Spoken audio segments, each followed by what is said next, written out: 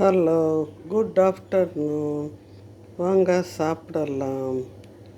கூட்டு இருக்குது, பொரியல் இருக்குது, சுரக்காய் பொரியல், ரசம் இருக்குது, சாதம் இருக்குது. வாங்க சாப்பிடலாம். நம்ம வயசானவங்க என்ன பண்ணுறோன்னா, எல்லா விஷயத்துலேயுமே வந்தது போனது இழந்தது அது எல்லாத்தையும் நினச்சி நினச்சி நினச்சி நம்ம வருத்தப்படுறோம். ஆனால் அந்த மாதிரி வருத்தப்படுறதால ஒரு 10 காசுக்கு பிரயோஜனம் இல்லை. உலகத்தில் யாருமே எதையுமே திரும்பி பார்க்காதீங்க.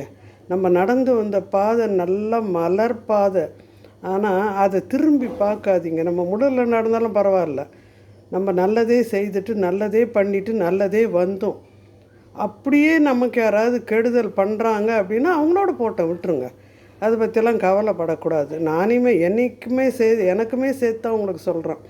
நானுமே நிறைய வருத்தப்படுவேன், நிறைய வசனப்படுவேன்.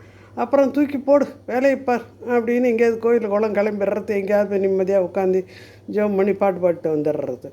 அந்த மாதிரி எல்லாத்தையும் தூக்கி போட்டு வயசான நேரத்தில் நம்ம வசனப்பட்டுக்கிட்டு உட்காந்துருந்தான்னு வச்சுங்களேன்.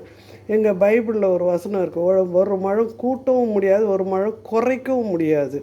இது தான் நிதர்சனம் நம்ம எல்லாருக்குமே. அதனால் வயசுலாம் சொல்லலை. பெரும்பாலான வசனம் வேதனை ஐயோ அதுவா இதுவா இதெல்லாம் கவலைப்படாதுங்க, தூக்கி போட்டுருங்க.